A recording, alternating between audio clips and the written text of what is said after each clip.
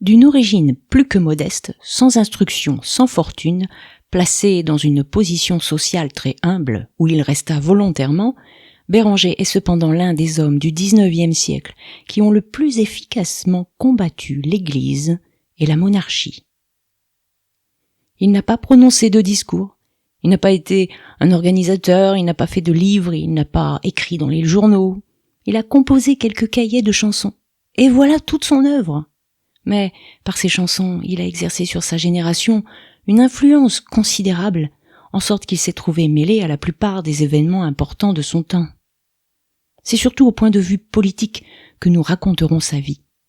En ce qui concerne son œuvre littéraire immorale et impie, il nous suffit de rappeler pour toute appréciation que Rome l'a mise à l'index.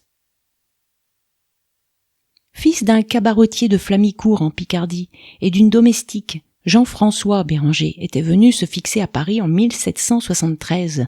Il y gagna sa vie en tenant les livres d'un épicier et se maria en août 1779 avec Marie-Jeanne Champy, jeune modiste dont le père était tailleur d'habits.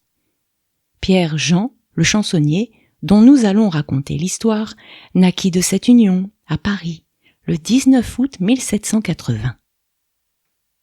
Les circonstances entourèrent sa jeunesse d'exemples déplorables. Son père, léger, vaniteux, prodigue et beau parleur, s'était lancé dans les opérations de bourse parce qu'il trouvait le métier de comptable au-dessous de ses capacités. Il eut vite dissipé et l'argent de ses clients et les 1200 livres de dot de sa femme. Il dut, après quelques mois de mariage, s'enfuir en Belgique. Mais ses malheurs n'avaient point abattu sa fierté, et manquant de tout sur le pavé de Bruxelles, il s'improvisa une longue généalogie où il établissait sa descendance directe de Giovanni Berengeri, noble florentin du XVe siècle. Lui-même s'intitulait de Béranger de Mersix, et sans doute, pour mettre ses opinions à la hauteur de sa nouvelle origine, il fit preuve désormais du royalisme le plus intransigeant. Parmi les 72 textes de chansons avec leur illustration originale, j'ai choisi les 5 étages.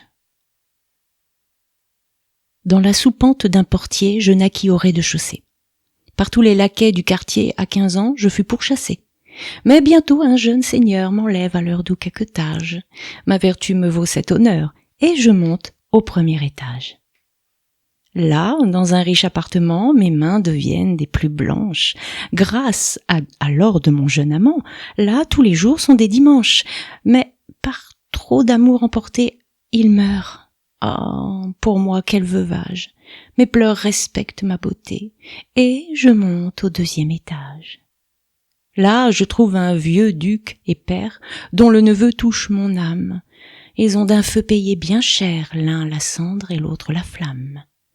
Vient un danseur, nouveaux amours, la noblesse alors déménage. Mon miroir me sourit toujours, et je monte au 3e étage. Là, je plume un bon gros anglais, qui me croit et veuve et baronne, puis 2 financiers vieux et laids, même un prélat, Dieu me pardonne. Mais un escroc que je chéris me vole en parlant mariage. Je perds tout. J'ai des cheveux gris, et je monte encore un étage. Au 4e, autre métier. Des nièces me sont nécessaires. Nous scandalisons le quartier. Nous nous moquons des commissaires. Mangeant mon pain à la vapeur, des plaisirs, je fais le ménage. Trop vieille enfin, je leur fais peur, et je monte au 5e étage. Dans la mansarde me voilà, pauvre balayeuse. Seule et sans feu, je finis là ma vie au printemps si joyeuse. Je compte, à mes voisins surpris, ma fortune à différents âges, et j'en trouve encore des débris en balayant les 5 étages.